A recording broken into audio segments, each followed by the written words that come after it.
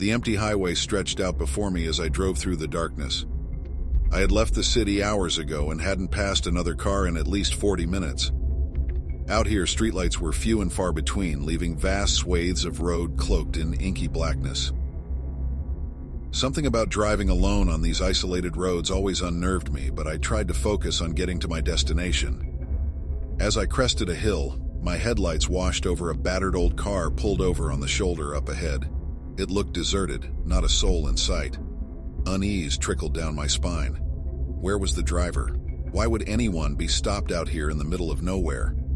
I gave the car a wide berth as I passed, eyes darting about for any sign of life. Nothing. Seconds later, a blood-curdling scream pierced the silence. So loud and clear, it was as if someone was right next to me. My blood turned to ice. It had come from back where the parked car was. An awful thought occurred to me. What if someone needed help? I couldn't just drive on and pretend I hadn't heard. As much as I wanted to get far away from here, my conscience overruled my fear. I had to go back and check. Hands shaking, I slowed and pulled onto the shoulder. My headlights illuminated the parked car, still empty. I didn't see anyone around. Had I imagined the scream? No. It had been real. Too real. I reluctantly cut the engine and got out, the beam from my flashlight dancing nervously about. "Hello?" I called out, my voice echoing eerily into the night. "Is anyone there? Do you need help?" Only silence answered. Yet some instinct told me I was not alone out here. The darkness felt watchful, threatening. I circled around the parked car, searching for any sign of the screamer. Nothing. No one. What the hell was going on? As I turned back toward my car, the flashlight beam caught something that made my blood run cold. Drag marks. Long trails in the dirt leading away from the driver's door, as if a body had been hauled off into the night. My mind reeled. Had I just stumbled upon a murder scene? Then I saw the blood. Dark splatters trailed after the drag marks, interspersed with smeared handprints. Bile rose in my throat. No. No, no, no. This couldn't be real. I had to get the hell out of here. Now. I ran for my car, fumbling to get it unlocked with trembling hands. Just as I yanked open the door, that same blood-curdling scream tore through the darkness once more. Only this time it was right behind me. I whipped around, flashlight beam piercing the blackness. Nothing. No one there. But the scream had been less than 20 feet away, I was sure of it. Terror seized me in a paralyzing grip. Someone, or something, was out there in the dark, toying with me. As I stood frozen there, peering wildly into the impenetrable night, I heard it. A soft, scuffling sound, drifting from the other side of my car. Something was moving in the shadows. Something I couldn't see. This jolted me from my paralyzed state. I leaped into the car, slammed and locked the door.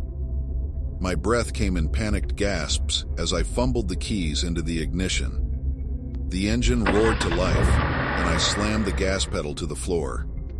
The car lurched forward, swerving back onto the pavement. As I raced away, eyes glued to the rearview mirror, it appeared.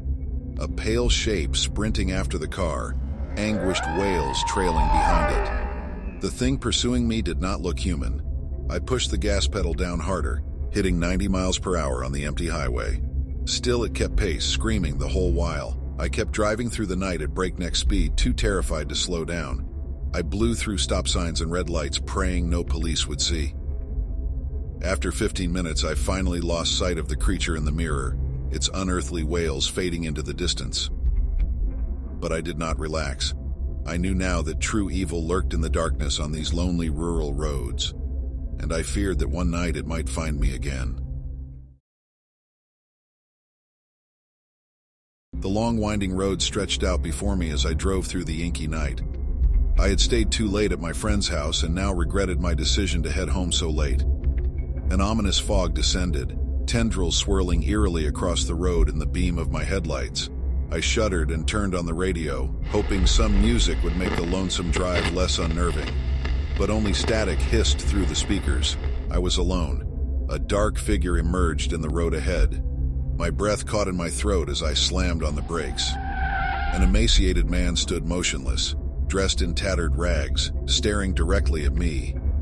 My heart pounded as I slowly maneuvered around him, holding my breath until I had passed. Checking the rearview mirror, my blood turned to ice. He was still there, watching me drive away. I accelerated, wanting to put as much distance as I could between us. Relief washed over me as the man faded into the fog behind. But it was short-lived. My headlights flashed upon another figure crawling across the asphalt directly in my path. I swerved, narrowly missing the wretch as it dragged its contorted body towards my car. My mind reeled and I pumped the gas, speeding forward into the unknown. The backroads twisted and turned, every sign obscured by thick tendrils of fog. I no longer knew where I was or how to get home. Moans and shuffling footsteps pursued me as more figures emerged from the dark woods, chasing my car with awkward, loping gaits. Every turn revealed another of the wretched creatures. They wandered aimlessly in the road, vacant eyes falling upon my car, their pale faces splitting into unnatural grins. They began following, their broken limbs propelling them after me at impossible speeds. I pressed the pedal down as far as it would go. The car hurtled forward, but the creatures kept pace, racing after me just beyond the edge of the headlights. I whipped around another curve and my heart seized as I barely missed a massive, gnarled tree jutting across the road. The woods grew thicker, branches clawing at my doors as I flew past. I ran stop sign after stop sign, fleeing the horrors-giving chase. Their nails scraped the back window as they swiped at the car. One leaped onto the trunk with a heavy thud. Its fingers punched through the rear windshield before I accelerated hard enough to dislodge it. My chest heaved, my knuckles white on the steering wheel. The fog was impenetrable now, the road barely discernible mere feet ahead. I knew I had to stop, but the creatures would surely swarm me if I did. Their moans grew louder as more converged on the road behind me.